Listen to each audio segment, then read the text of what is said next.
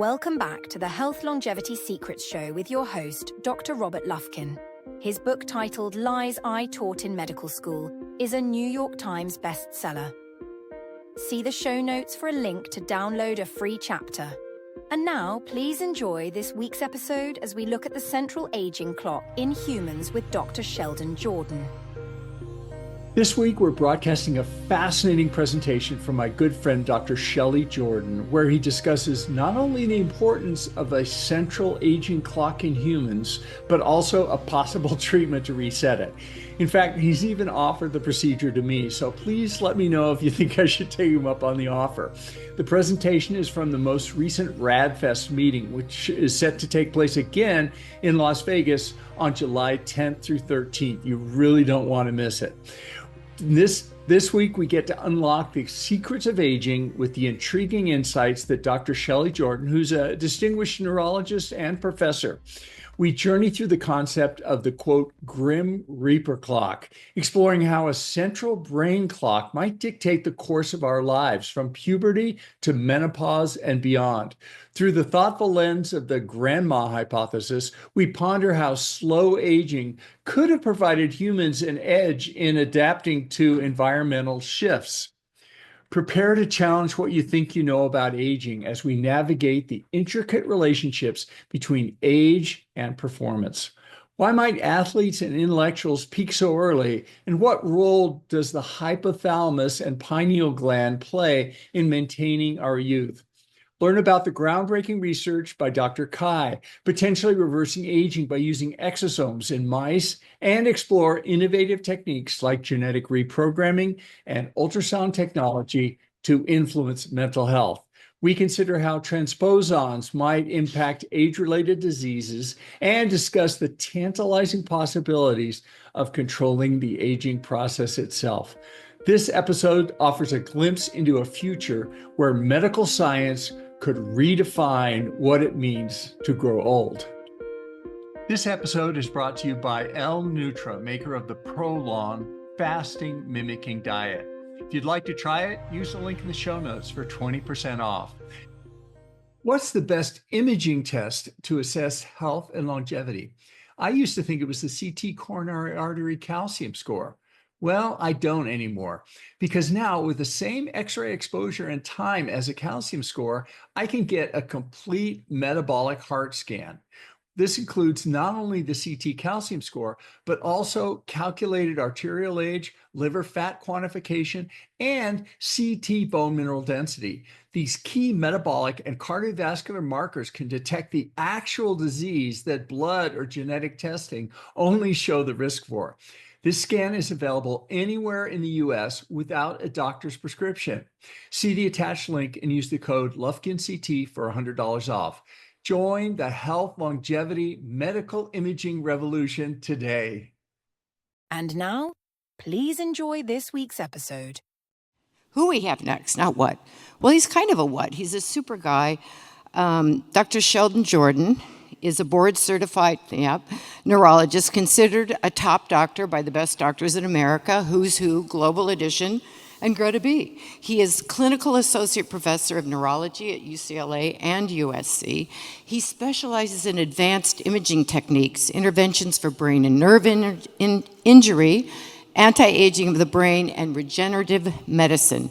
He does a whole bunch of other stuff, but what we want to know is what he's going to tell us about right now. So, you're here. Take the stage. Okay.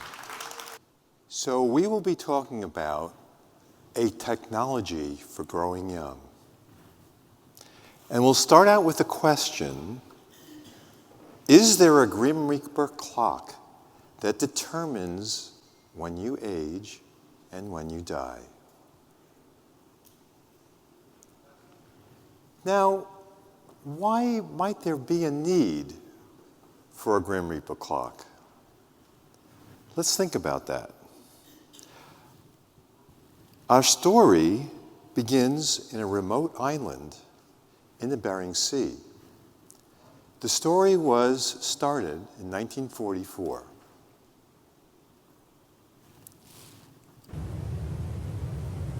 There was this group of American naval officers that was stationed on this island, St. Matthew's Island, which is around the Arctic Circle during World War II. And the problem was feeding them while they were there. So someone had the bright idea, let's get some reindeer that will live in that environment, put them on this remote island, and they can be a source of meat for these naval officers.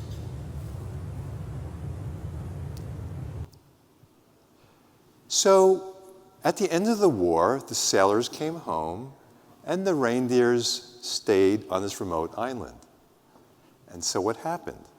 Some years later, observers came to this island, and what did they find? They found there was a drastic overpopulation of reindeer because there are no natural enemies on this island.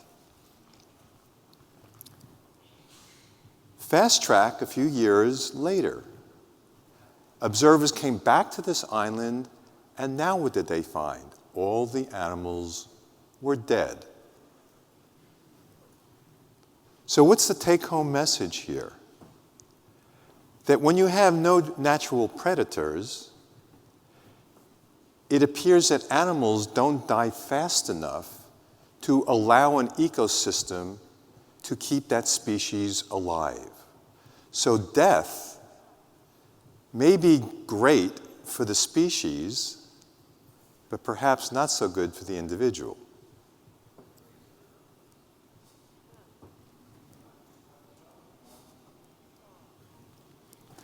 So what's the evidence that a central clock actually exists in the brain that controls not only the brain, but the entire body's aging process? So first of all, life milestones appear very much like clockwork. Puberty, menopause, dementia, and even death appear to happen around a predictable age with just a little bit of variation, very clock-like.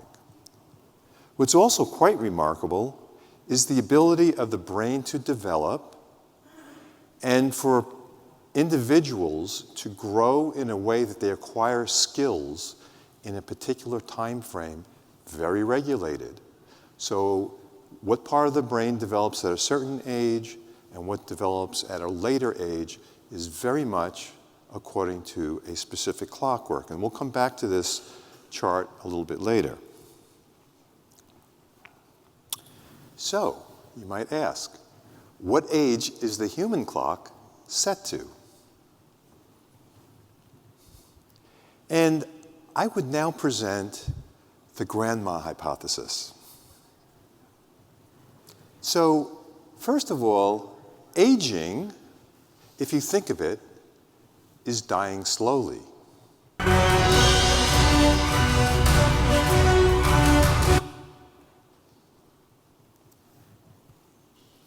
We have this misconception that the Grim Reaper will cut our lives short very quickly.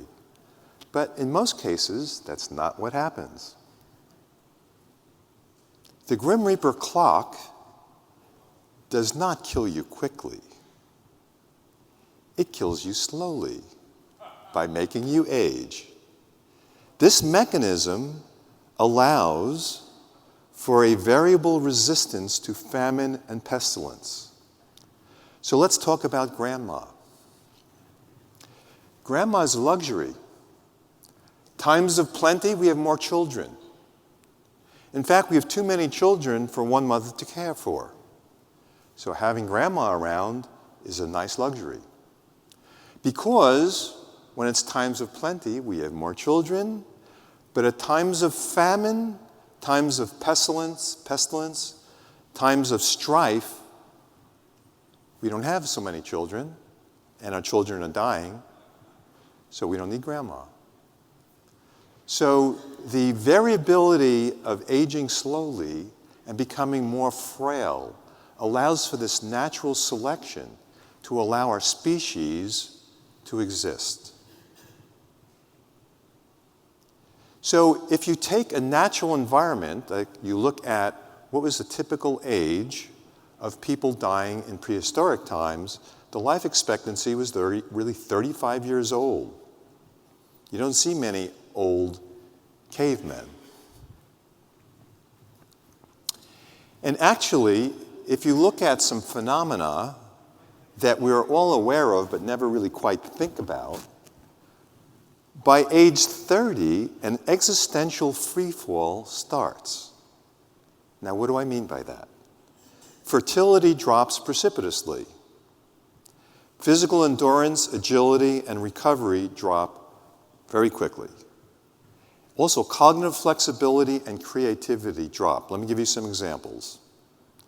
So if you look at a graveyard in Rome for gladiators, their average age at death was 30. And what that means is, by age 30, you don't have the quickness and the strength and the ability to survive in that environment. And of course, the result of that is you're dead. Not unlike what happens with NFL players or baseball players, or you pick a sport. When it comes to physical endurance and physical performance, by the time you're in your 30s, you're in the decline.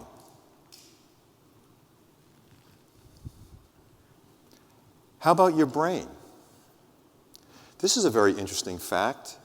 Chess masters, so chess, extreme dependence on very advanced thought. It really stresses the human brain to its limits. And you look at who are the chess masters that reign worldwide. They're in their 20s and 30s. You virtually never see them in their 40s or 50s. How about invention? Take someone like Einstein. Take people like Edison. Take Madame Curie. When did they make their great discoveries? It was all when they were young. When they got to be beyond age 30, they were just biding their time.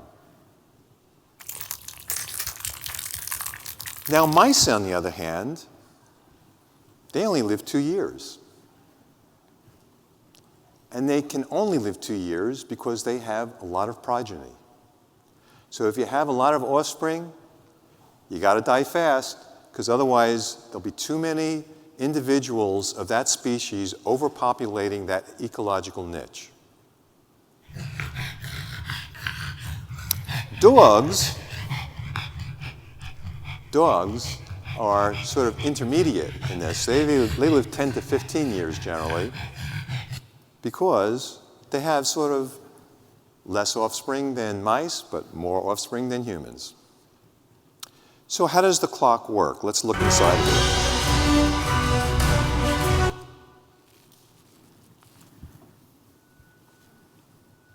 So if you take a human brain, this is mine, of course, and we slice into it, we'll see something that is actually relevant to this whole discussion.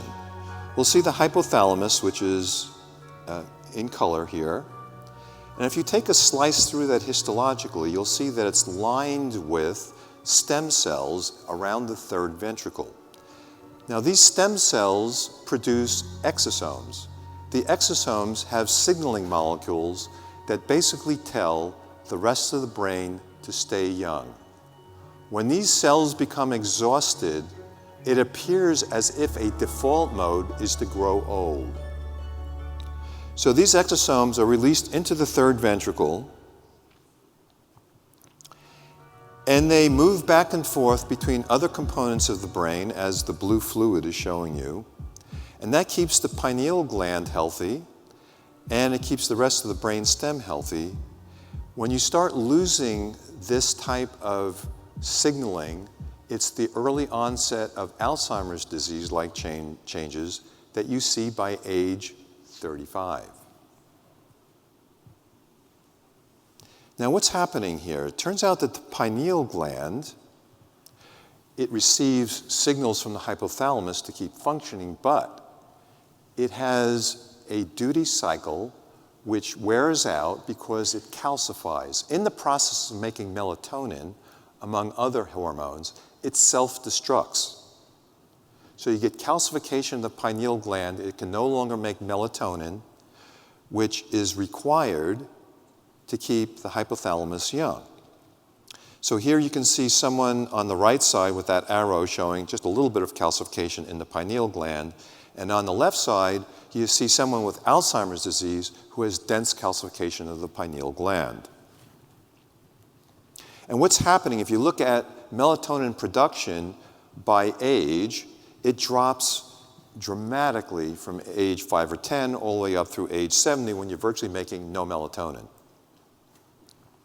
And we know that if you do a pinealectomy in a sheep model, for example, as in this study, you lose all of those stem cells that are required to keep the hypothalamus working in a young format. So if you look at a normal sheep on the left, you can see all those little black dots are stem cells infiltrating from the third ventricle into the hypothalamus to keep the hypothalamus working in a young fashion. If you cut out the pineal gland, you see what you see on the right is that there's virtually no stem cells that exist. So what happens when you lose hypothalamic function? Well, you stop making hormones and your body starts to wear down, but also when the pineal gland stops making melatonin, melatonin turns out to be a key element to keep your thymus and your immune system running in a young, youthful fashion. And when you lose that type of stimulus, you get immunosenescence. And as everybody in this audience will know, immunosenescence and the resulting inflammatory profile that occurs in elderly people is the result, and you start to age. So, those are the inner workings of the clock. But like any other clock, can we reset it? And can we reset that in humans?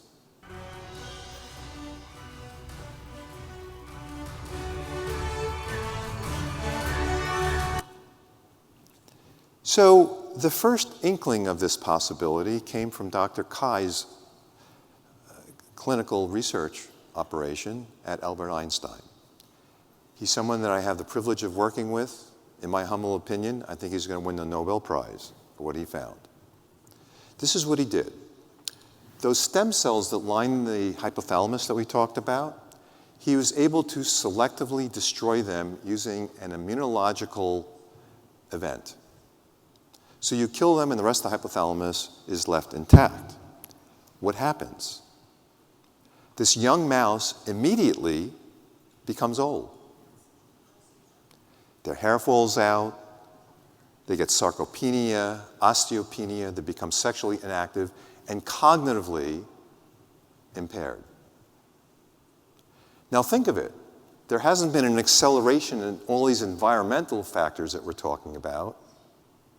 Simply that what was done was these lining cells in the hypothalamus were destroyed. Instant aging. That's sort of interesting, but this is the part I really like. You take that same animal, and this time, you put it in a pipette into the hypothalamus, and you infuse directly exosomes from a young mouse. What happens? The mouse becomes young. Hair grows in, their muscles become strong, the bones become strong, and they become cognitively normal. Again, we haven't done anything to their diet, we haven't done anything to their exercise, we haven't given them any special supplements, there's no heavy metal intoxication or any of these other things that we all worry about. This is simply resetting the clock. So the big question is, can the aging clock be reset in humans? I would abbreviate this TGY, Technology for Growing Young. This is very easy to do. We do happen to have the intellectual property of this. However, this can be adapted to any clinic environment. Fairly inexpensive, accessible, and really quite inexpensive. This is what it looks like in a clinic setting. And here are two of my technologists. One is modeling as a patient, and one is modeling as a technical person applying this. So you have an optical tracking device at the other end of the room. It's the same device that's used in neurosurgery to find where brain tumors are, using the patient's MRI data set to give us the anatomy. That talks with the probe that is being focused in the particular target that we're interested in. Let's say it's the hypothalamic clock in this case. So we can use ultrasound guided in this fashion based on the patient's own MRI scan data to be extremely precise in stimulating with focused energy, in this case ultrasound energy, to something that's as small as a centimeter or less in size. So let's see how this works. Think of a couple of exosomes that are given intravenously now, and they're floating through the brain in a blood vessel, and then you give an ultrasound focus to those exosomes. What happens is they adhere to the endothelium because they're receptors that are stimulated by the ultrasonic wave. They get absorbed into the cells lining the vessels. Some of those exosomes are going to be digested, like the one on the left. However, the one on the right gets completely through the endothelial cell by transcellular migration and ends up in the brain. So the brain journey begins. Hopefully everybody followed that. So this is an intravenous injection of exosomes. Ultrasound turns on the adhesion molecules only in the target zone.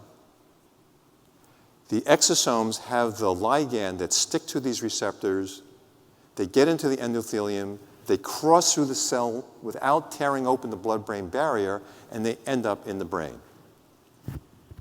So this is not theory. We published this in Nature a few months ago, and this is what you see. If you look at the brain on the left, and actually this is taken from the same brain, just the one on the left did not have ultrasound, but had intravenous administration of exosomes. You see a few white dots there. We know that no more than 5% of the exosomes given intravenously get into the brain. And then they can go anywhere, not just to the target you're interested in. Look at the brain tissue on the right. This is exposed to ultrasound.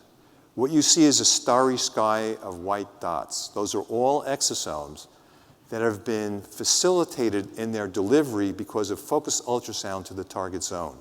This is very specific and very efficient. At least 50% of the payload given intravenously ends up in the target zone. Not in the liver, not in the kidney, not in the spleen, not in the lungs, or wherever else.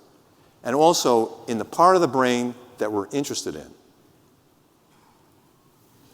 So what have we done in humans? Well, now, this is an old slide, but we've treated over 100 individuals with this technology. And I should always be very careful about presenting this data to an audience. So the FDA requires that in the United States, this is only done in the context of a clinical trial. So we've done this without any side effects in humans. We've looked at several different situations where brain optimization was required. So we looked at individuals that wanted to reset the biological clock. Of those individuals where they were asked to rate how significant their change was, their improvement was, 94%. Targeting other structures like the hippocampus in Alzheimer's disease, 52%, for a single treatment. Reset mood targeting, and we've published this material as well in brain stimulation, 64% recovery. And these were patients that had failed ECT, failed multiple drugs, weren't getting out of bed, were suicidal. 64% got better. Remission. And then modifying Parkinson's was a 73%. So what does this do for an individual? when you reset a clock in humans, and I've done it myself. So I'm 75 years old. And if you look at me from performance measures, methylation clocks, any telomere shortening, etc., I'm like a 50-year-old. Lowered stress, you could scream in my face, I'd be just fine. Improved recovery after exercise, improved deep sleep. I only had 15 minutes of deep sleep that I was tracking before treatment, after treatment over an hour. And you need deep sleep to clear out those toxins that accumulate during the previous day. More energy, less body aches and pains, my skin, hair, this is real hair, and improved drives. Which brings up a couple of the side effects. I think these are kind of good side effects that should be anticipated. Well, first of all, here's an individual, I don't know if he's in the audience right now, but here's an individual who was getting weak, sarcopenia, in his 60s. After getting treatment, when he went to Hawaii, he started climbing trees barehanded, and this is a picture of him doing that. Now, I'm saying this is a side effect. I'm not sure it did enough for this individual's frontal lobes because he made a bad choice. He climbed up a very high tree with a weak bough, fell off as the bough broke, cracked 7 ribs, and then had to recover from that. So here's another complication. This is my wife. She's in her mid-60s. This is after treatment. But I'm saying there's a complication here because when I got treated and my drives were improved and my hair grew in and my skin looked better and I looked younger and I had more energy, she had to have it too. Now, in a public audience, I can't show you the baseline photographs because she would kill me.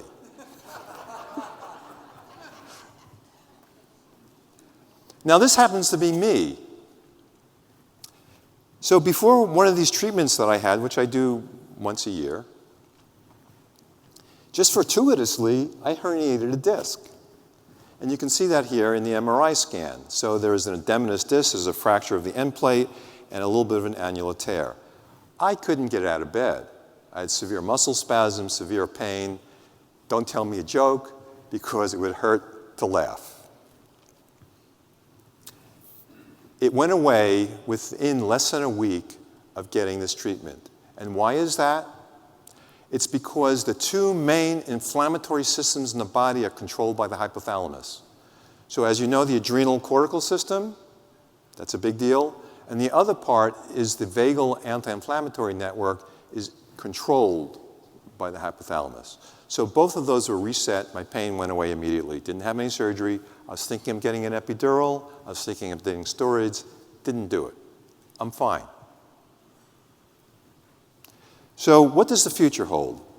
We're going to have improved targeting in the brain with imaging. Our advanced imaging, you saw some Dayan. That's some of the material that I worked on with Dayan. We're able to look at things in ways, and I'll show you a little bit more about how this looks. We have improved stimulation with advanced generation ultrasound. So I'm showing you results from 1st generation. We're now on to 3rd generation. I'm going to be the first one in the world to receive this coming week.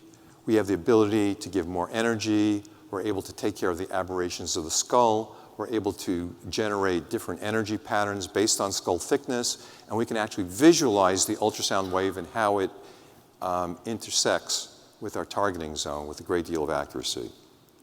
And plus, this is really cool. Right now, we're just giving exosomes with whatever cargo is in them.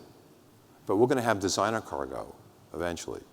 We're already designing experiments to look at this. So how about giving some genetic code encased in an exosome and deliverable with ultrasound, as an example?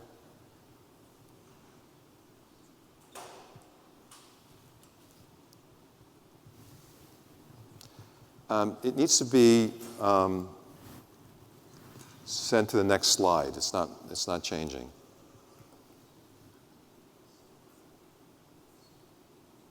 There you go, thank you. So this is an example of what I was talking about.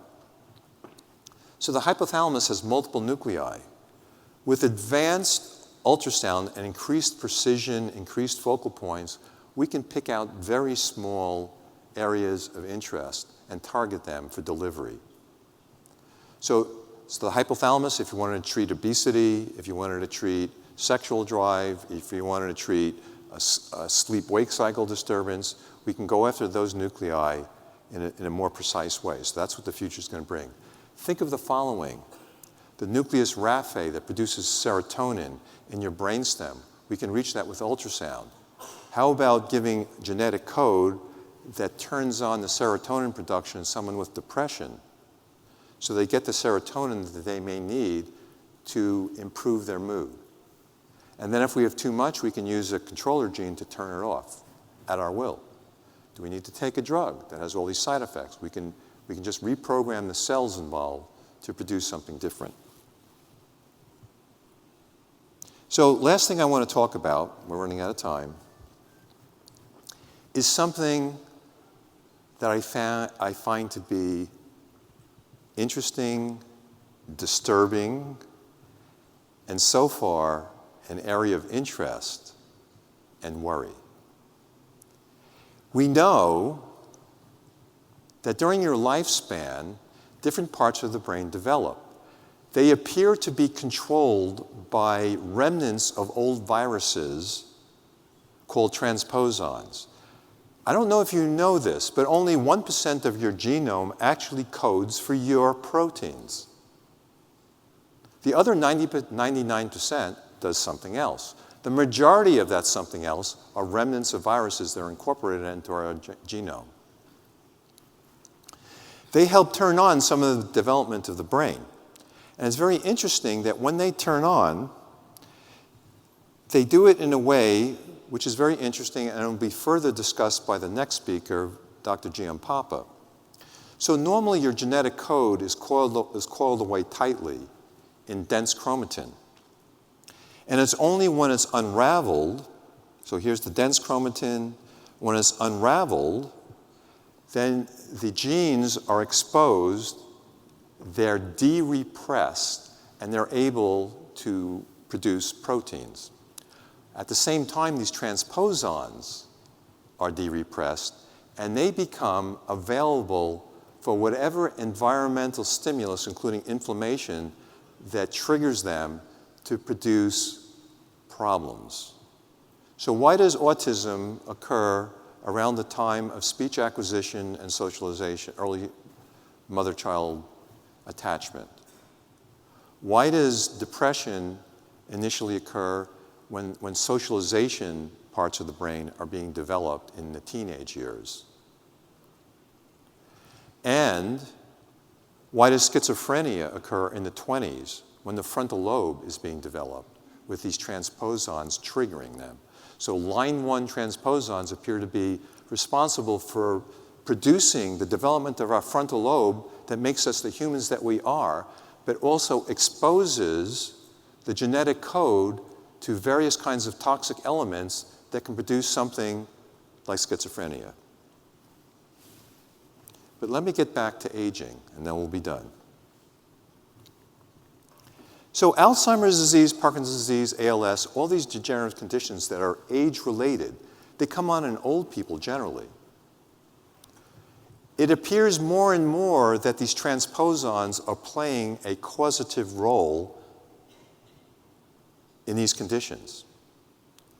So there is some genetic code that's typically wound up tightly that cannot be exposed to environmental insults that is now exposed. But what is that gene? So is there a Grim Reaper transposon? Let's call it the death gene. So as I said in the very beginning, death is good for the species.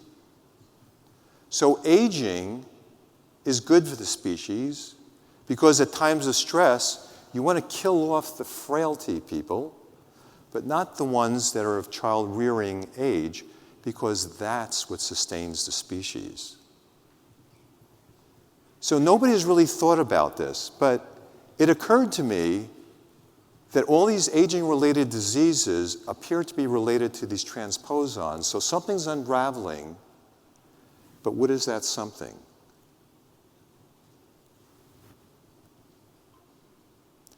So the future is improved targeting in the brain with imaging, improved stimulation with advanced generation ultrasound, and designer payloads for exosomes.